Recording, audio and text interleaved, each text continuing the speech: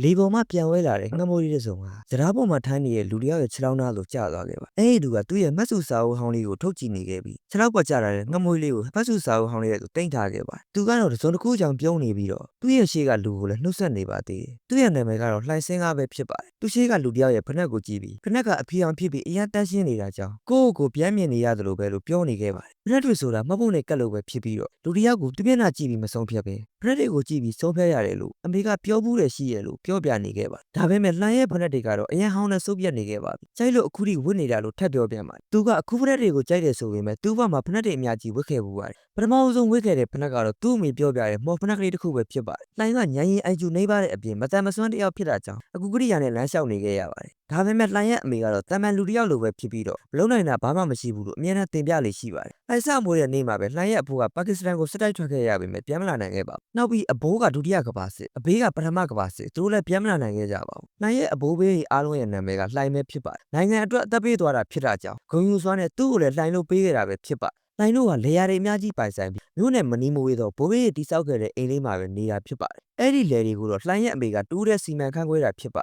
စီမံခန့်ခွဲမှုတော်တာကြောင့်မပူမပင်မကြောင်းမကြပဲနေနိုင်တာဖြစ်ပါဒါပေမဲ့လှိုင်ကညံရင်အိုင်ကျူနေပါတဲ့အပြင်မတန်မစွမ်းတစ်ယောက်ဖြစ်တာကြောင့်တမန်လူရတက်တဲ့ကျောင်းမှာနေဖို့ကျောင်းအောင်ကြီးကအမြဲတမ်းညှင်းဆန်နေခဲ့ပါတယ်မတန်မစွမ်းကျောင်းမှာထားဖို့ပဲကျောင်းအောင်ကြီးကတိုက်တွန်းပေမဲ့လှိုင်ရဲ့အမေကတော့ဇွဲမလျှော့ပဲတနင်္ဂနွေနေ့လိုဖះကျောင်းသွားမယ်နေမျိုးမှာတော့လှိုင်ကတင်ကြားဖို့နှောင့်နှေးပေမဲ့တမန်လူတစ်ယောက်ပဲဖြစ်တာကြောင့်တခြားသူတွေလိုအခွင့်အရေးပေးဖို့တောင်းဆိုနေခဲ့ပါတယ်ကျောင်းအောင်ကြီးကအိမ်အကူကြီးအလုပ်သမားမလာတာ၄-၅ရက်ရှိပြီဖြစ်တာကြောင့်ကိုရန်ချက်ပြုတ်စားတောက်နေရပြီးအဝတ်စားတွေကိုလည်းကိုရန်ရှောနေရတာကြောင့်ထပ်ပြီးမနှောက်ယှက်ဖို့ပြောနေခဲ့ပါလှိုင်ရဲ့အမေကတော့လက်ထက်သွားပြီးပြန်ဖို့လက်ထက်သွားတာမဟုတ်ပဲကားပေါ်ကထမင်းဆိုင်ကိုယူပါသူကိုယ်တိုင်ထမင်းလာဖို့ပြီးတော့အဝေးအစားအိမ်တန်ရှိအားလုံးကိုလုပ်ပေးပါမယ်လို့ပြန်ပြောပြန်ပါတယ်ဒီလိုပြောတော့ကျောင်းကြီးကခမားကချမ်းသာရဲ့လူတစ်ယောက်ဖြစ်ပြီးသူ့အတွက်နဲ့ပကံအစိအိမ်တန်ရှိအားလုံးကိုလုပ်ပေးမှလာမေးတော့နိုင်ကိုသာကျောင်းမှာတက်ခွေပေးမယ်ဆိုရင်အိမ်တန်ရှိအားလုံးကိုလုပ်ပေးပါမယ်လို့ပြန်ပြောပါတယ်ကျောင်းကြီးကလှိုင်းရဲ့အမေရဲ့ဇွဲချက်မှမဟုတ်တာကြောင့်အိမ်တန်ရှိကိုလည်းလုပ်ပေးစရာမလိုပဲကျောင်းကိုတက်ဖို့ခွင့်ပြုခဲ့ပါတယ်ဒီလိုနဲ့ကျောင်းကိုပထမဆုံးစတက်တဲ့နေ့ကိုရောက်လာခဲ့ပါတယ်ကျောင်းကိုပထမဆုံးစတက်တဲ့နေ့ဖြစ်တာကြောင့်လှိုင်းကသူ့အမေကိုကျောင်းကနေထွက်မသွားဖို့တောင်းဆိုနေခဲ့ပါတယ်